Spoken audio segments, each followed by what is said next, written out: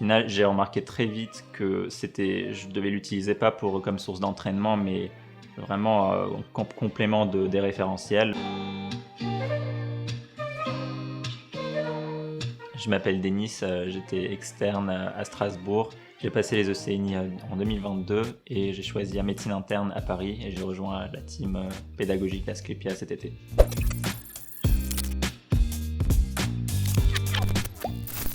On s'est vu avec les amis, on a fêté devant l'amphi juste après le concours. On a essayé d'absorber tout le sentiment possible tous ensemble et je garde encore les souvenirs.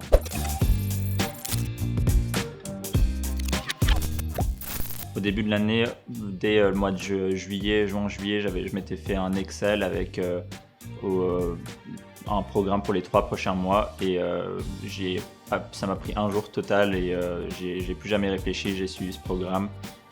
J'ai fait les annales pour l'entraînement de façon un peu chaotique, je me suis pas fixé une annale par jour ou tous les 2 jours. Et par contre le cours c'était vraiment carré, l'entraînement c'était vraiment au feeling et j'en faisais beaucoup et j'ai vraiment jonglé entre les deux jusqu'au concours blanc et à partir du concours blanc c'était plutôt plus de la théorie que de l'entraînement.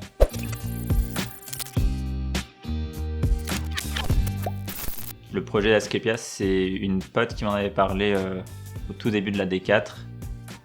Non, c'était à la fin de la D3 et j'avais testé la première version sur la version démo en fait. J'avais fait le DP d'endocrinologie et j'avais adoré les justifications par proposition et j'ai souscrit pour ma D4.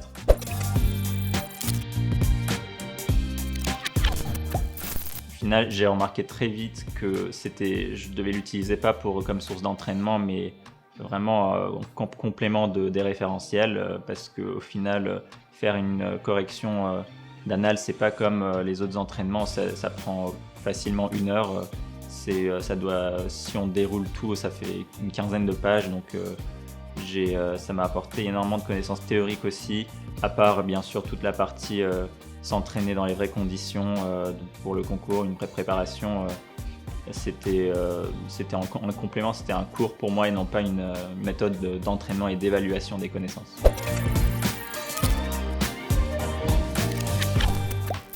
Moi j'étais plutôt minimaliste et j'ai pris les référentiels des collèges. Comme pour les entraînements, j'ai fait les annales et un petit peu les DPQ à la fin des collèges, mais j'ai jamais touché une S de ma D4 à part pour le concours blanc.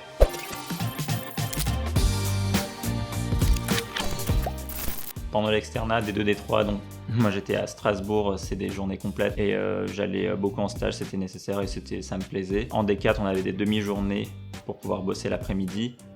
J'avais 3 stages, un stage de médecine interne où clairement j'y allais pas souvent et un stage de neurochirurgie qui était prenant, j'allais tous les jours et un dernier stage de chirurgie orthopédique qui a duré 3 mois et le début c'était assez intense niveau horaire. Au début ça m'a fait culpabiliser, ça m'a stressé pour les révisions, mais après je me suis rendu compte que si je bosse pas c'est pas grave, même si un stage est prenant au final ça change pas grand chose, il faut pas stresser, si on n'arrive pas à travailler on travaille pas, c'est tout.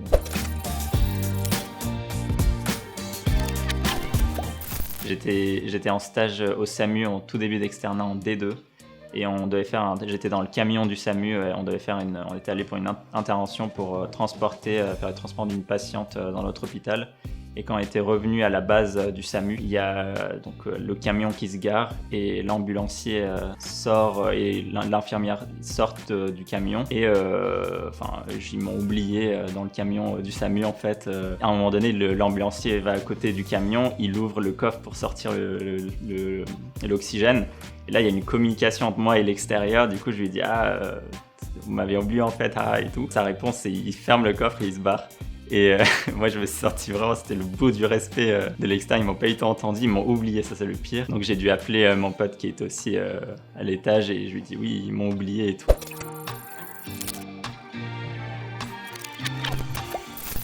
Niveau vie personnelle, non.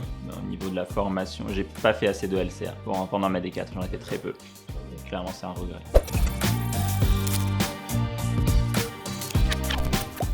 Je m'étais planifié une LCA par semaine ou toutes les 2 semaines Et à chaque fois, j'ai procrastiné, je me suis dit la semaine prochaine je me rattrape, je me suis jamais rattrapé.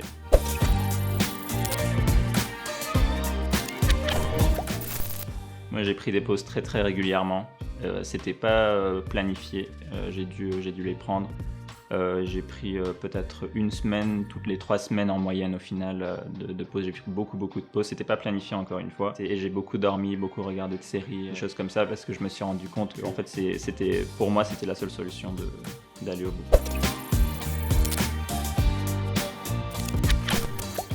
Là, je corrige les QCM et j'en rédige, donc non, mais sinon, oui, j'ai hâte d'être interne et d'apprendre ma spécialité.